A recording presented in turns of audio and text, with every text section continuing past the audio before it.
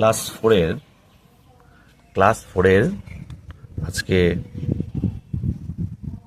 Lesson 5 meeting বড় মিয়া, অর্থাৎ বড় মিয়ার সাক্ষাৎকার। এখানে বড় মিয়া বলতে বোঝানো হয়েছে রয়্যাল বেঙ্গল টাইগারকে। সেটার অ্যাক্টিভিটি সলভ আমরা করব। প্রথম রয়েছে বলছে read aloud the names of this animals, মানে নিচের প্রাণীগুলির নামগুলো পড়ো। Now write the names in proper column, এবং সঠিক কলমে তাদের নাম লিখতে হবে। এখানে আমরা দেখতে পেয়েছি কাউ রয়েছে, কাউ মানে গরু, লায়ন সিংহ, ডিয়ার হরিণ, গোট ছাগল। তো ডোমেস্টিক অ্যানিমেলে কোনগুলো হবে আর ওয়াইল্ড অ্যানিমেলে কোনগুলো হবে? ডোমেস্টিক অ্যানিমেল মানে হচ্ছে গৃহপালিত প্রাণী, আর ওয়াইল্ড অ্যানিমেল মানে হচ্ছে বন্য প্রাণী। তাহলে প্রথমে রয়েছে কাউ। কাউ হচ্ছে গৃহপালিত প্রাণী, তাই কাউ হবে ডোমেস্টিক অ্যানিমেল। আর তারপরে রয়েছে লায়ন। লায়ন ওয়াইল্ড অ্যানিমেল মানে বন্য প্রাণী, তাহলে লিখবো lion, LION lion. Domestic animal মানে গৃহপালিত প্রাণী, আর ওয়াইল্ড অ্যানিমেল হচ্ছে বন্য প্রাণী, অর্থাৎ বনে যারা থাকে, বন্য প্রাণী। তারপরে দেখতে পাচ্ছি ডিয়ার। ডিয়ার মানে হরিণ, এটাও থাকে বন্য প্রাণী, এটা বনে থাকে। তারপর দেখতে পাচ্ছি গোট, GOAT, গোট ছাগল। ছাগল ডোমেস্টিক অ্যানিমেল। তারপরে রয়েছে দ্য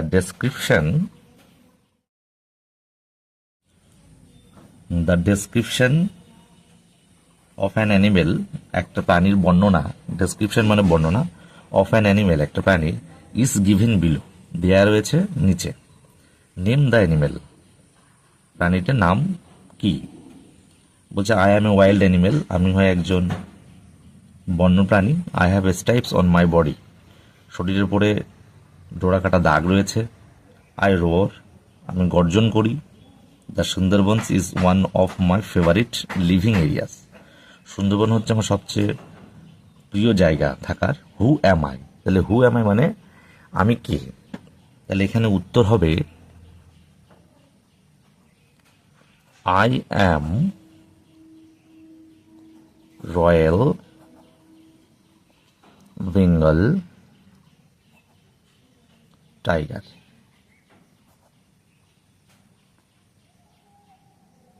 রয়্যাল বেঙ্গলটা proper noun, royal Bengal tiger, আর বড় হাতের হবে royal Bengal tiger. Activity 1, write T, মানে লেখো টি ফর ট্রু। ট্রুর জন্য লিখতে হবে T, and F for false statements in the given boxes. নিচে বক্সে ট্রু জন্য টি এবং ফলসের জন্য এফ লিখতে হবে। তাই এ দাগ আমরা দেখতে পাচ্ছি কি রয়েছে, the Sundarbans is in the north of Bengal. সুন্দরবনটা বেঙ্গলের উত্তরে, এটা হচ্ছে ফলস হবে, উত্তরে নয়, এফ লিখব। তারপরে রয়েছে বি। বি হবে সুবল অ্যান্ড মাদল হ্যাড এ বোট। সুবল এবং মাদলের হ্যাড মানে ছিল, পাস্ট টেন্সে ছিল একটি বোট। হ্যাঁ, ওদের একটা বোট ছিল, মানে নৌকা ছিল, তাহলে ট্রু হবে। সি বলছে ইট ওয়াজ সুবলস ফার্স্ট জার্নি, ইহা ছিল সুবলের প্রথম যাত্রা।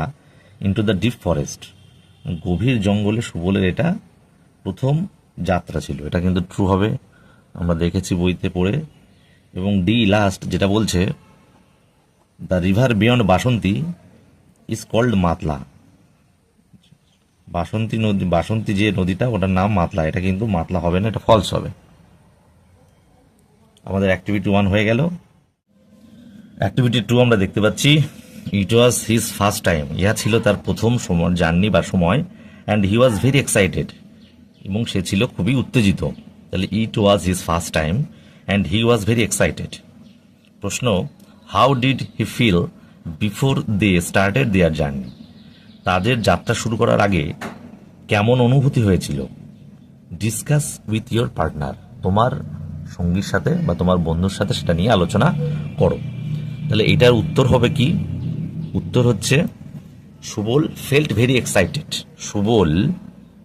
সুবল ফেল্ট, FELT, ফেল্ট হবে, ফিলের সেকেন্ড ফর্ম ফেল্ট, যেহেতু এখানে পাস্ট টেন্সে রয়েছে। Subal felt very excited,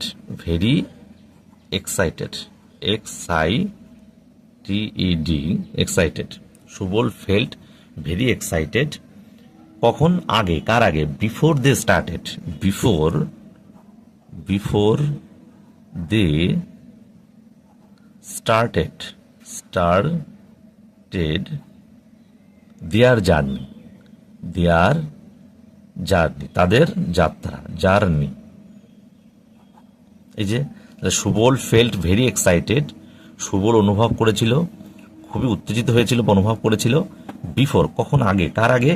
they started their journey, তাদের যাত্রা শুরুর আগে। এটা হচ্ছে 2 নম্বর প্রশ্নের উত্তর। অ্যাক্টিভিটি 3 আমাদের যেটা দেখতে পাচ্ছি, complete the following sentences with words from the text. আমাদের নিচের বাক্যগুলো পূরণ করতে হবে টেক্সট থেকে বা পাঠ্য থেকে শব্দগুলো নিয়ে। তো রয়েছে, প্রথমটা রয়েছে এক দাগ, বড় মিয়া হয় একটা ড্যাশ ক্রিয়েচার। কি প্রাণী? স্ট্রেঞ্জ মানে অদ্ভুত, STRANGE, স্ট্রেঞ্জ মানে অদ্ভুত প্রাণী। 2 নাম্বার দেখো, আমরা দেখতে পাচ্ছি 2 নম্বরে ইন সুন্দরবনে ড্যাশ রয়েছে লিভ টুগেদার, বাস করে একসাথে। লিভ টুগেদার মানে একসাথে বাস করা। কি একসাথে বাস করছে সুন্দরবনে?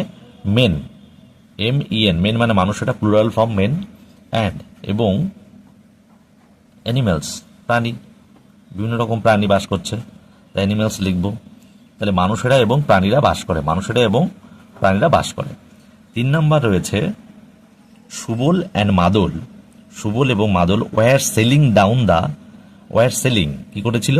ভাসিয়ে দিয়েছিল ডাউন দা বিদ্যা রিভার, অর্থাৎ বিদ্যা নদীতে তাদের বোট ভাসিয়ে দিয়েছিল। সেলিং ডাউন দা বিদ্যা রিভার, BIDYA, বিদ্যা রিভার, RIVER, বিদ্যা রিভার, যেহেতু প্রপার বি কিন্তু ক্যাপিটাল লেটারের হবে, বিদ্যা রিভার। 4 দাগ লাস্ট রয়েছে কামোটস হচ্ছে একটা সামুদ্রিক বা নদীতে থাকে একটা প্রাণী, হাঙর বা কামোটের আছে ড্যাশ, আমরা বইতে পেয়েছি শার্প টিথ। শার্প মানে হচ্ছে তীক্ষ্ণ, sharp teeth, TEETH, teeth, sharp teeth, তীক্ষ্ণ দাঁত। টুথের প্লুরাল ফর্ম হচ্ছে টিথ, তাই শার্প টিথ হবে। অর্থাৎ আমাদের অ্যাক্টিভিটি 3 কিন্তু কমপ্লিট হয়ে গেল। অ্যাক্টিভিটি 4-এ পেজ নাম্বার 60, অ্যাক্টিভিটি 4 আমরা দেখতে পাচ্ছি কমপ্লিট দ্য ফলোয়িং টেবিলটা কমপ্লিট করতে হবে। এক পাশে বাম পাশে রয়েছে হু আর হোয়াট, কে অথবা কি, অর্থাৎ কেউ হতে পারে, কিউ হতে পারে। আমরা দেখবো অ্যাকশন পড়ে, ডান সাইডে অ্যাকশন রয়েছে, অ্যাকশনে দেখতে হচ্ছে কি মানে কি কাজ সেটা। তো আমি দেখতে পাচ্ছি অ্যাকশন রয়েছে আস্কড মাদল ইগারলি, মাদলকে বেশ মানে ইগারলি অর্থাৎ তাড়াহুড়ো করে বা খুব উৎসুকের সাহায্যে জিজ্ঞাসা করেছিল, মাদলকে জিজ্ঞাসা করেছিল। কে জিজ্ঞাসা করেছিল? তাহলে আমরা এখানে পাচ্ছি কি সুবল জিজ্ঞাসা করেছিল, তাহলে ওপরে সুবল লিখবো, SUBOL, সুবল হয়ে গেল। তারপরে 2 দাগ দেখতে পাচ্ছি অ্যাকশনের 2 দাগ, can snatch a prey at will. এখানে can snatch a prey at will, এটাও উত্তর হবে মাদল হবে, সুবল হবে না, এটা হচ্ছে মাদল হবে। ঠিক আছে, মাদল লিখবো, মাদল। 3 দাগে দেখতে পাচ্ছি গেভ ওয়ার্নিং টু সুবলকে ওয়ার্নিং দিয়েছিল ওয়ার্নিং। কে দিয়েছিল? এটা মাদল দিয়েছিল, মাদল হয়ে গেল। আর 4 দাগ দেখতে পাচ্ছি হু আর হোয়াটে রয়েছে, দ্য ওয়াটার্স অফ দ্য বে অফ বেঙ্গল, অর্থাৎ বে অফ বেঙ্গলের জল। অ্যাকশানে কি লিখতে হবে? অ্যাকশানে লিখতে হবে মিক্সড উইথ দ্য রিভার, অর্থাৎ নদীর সাথে মিশেছে। 4 দাগ mixed with the river, mixed with the river. এ হচ্ছে 4 দাগ। 7 পেজ কমপ্লিট। অ্যাক্টিভিটি 5-এ আমরা দেখতে পাচ্ছি লেখা আছে অ্যারেঞ্জ দ্য ফলোয়িং সেন্টেন্সেস, অর্থাৎ অ্যারেঞ্জ মানে সাজাও, ফলোয়িং সেন্টেন্সেস নিচের বাক্যগুলি ইন দ্য কারেক্ট অর্ডার, সঠিক নিয়মে বা সঠিক ক্রমানুসারে। Put the numbers in the given boxes, এবং সেই নাম্বার দিতে হবে নিচের বাক্সগুলিতে। তাহলে আমরা 1 দাগ 2 দাগ হিসেবে করে দিচ্ছি। উপরের যে প্রশ্ন আমরা দেখতে পাচ্ছি, একে রয়েছে কি নাম্বার, আগে পাতিয়ে নিই। আমি দেখতে পাচ্ছি এখানে যে গুলো রয়েছে, they appeared a huge tiger, they stood like statue. তো আমি এখানে দেখতে পাচ্ছি 1 নাম্বার কোনটা হবে, যেটা আমরা টেক্সট পড়েছি। 3 নাম্বার, দে ক্যারিড এমটি স্যাক্স, তারা খালি বস্তা বহন করেছিল। টু কালেক্ট ড্রাই উড, অর্থাৎ শুকনো কাঠ জোগাড়ের জন্য। ফর ফুয়েল, জ্বালানির জন্য, কাঠের জন্য, জ্বালানির কাঠের জন্য শুকনো বস্তা তারা জোগাড় করেছিল। 3 নাম্বারটা হবে 1। তাহলে আমি 1 নাম্বার 3-এ লিখবো 1 নাম্বার। পাঠ্যক্রম অনুযায়ী আমরা দেখতে পাচ্ছি এবার 2-এ রয়েছে কোনটা, 2-এ দেখো 5 নাম্বারে যাও। দ্য ব্রাদার্স মানে ভাইয়েরা হার্ড এ ডিফিনিং রোর, ডিফিনিং রোর অর্থাৎ একটা তীব্র বা একটা ভয়ানক গর্জন তারা শুনেছিল, হার্ড শুনেছিল, এটা 2 নাম্বার হবে। 2 নাম্বার, আমি 2 নাম্বার দিয়ে দিলাম।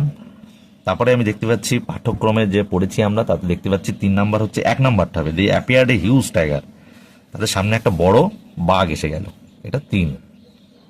অ্যাপিয়ার মানে আবির্ভূত হয়েছিল, ইডি আছে যেহেতু পাস্ট ফর্ম অ্যাপিয়ার্ড। 4 নাম্বার যেটা, 4 নাম্বার হবে 2 দাগ, দে স্টুড লাইক এ স্ট্যাচু, তারা একদম স্ট্যাচুর মতো, মূর্তির মতো দাঁড়িয়েছিল। 4 নাম্বার, বাঘ দেখে তারা দাঁড়িয়েছিল 4 নাম্বার। আর 5 নাম্বার তো লাস্টে যেটা বাকি থাকছে সেটাই, অর্থাৎ 4 নাম্বারটা, দ্য টাইগার অ্যাম্বলড অ্যাওয়ে, অর্থাৎ বাঘটি অন্যদিকে চলে গেল, এটা 5। তাহলে আমাদের অ্যাক্টিভিটি 5 নাম্বার কমপ্লিট হয়ে গেল। বাংলা মানে করে আমরা বুঝে নিলাম। অসুবিধা থাকলে কমেন্টসে জানাবে।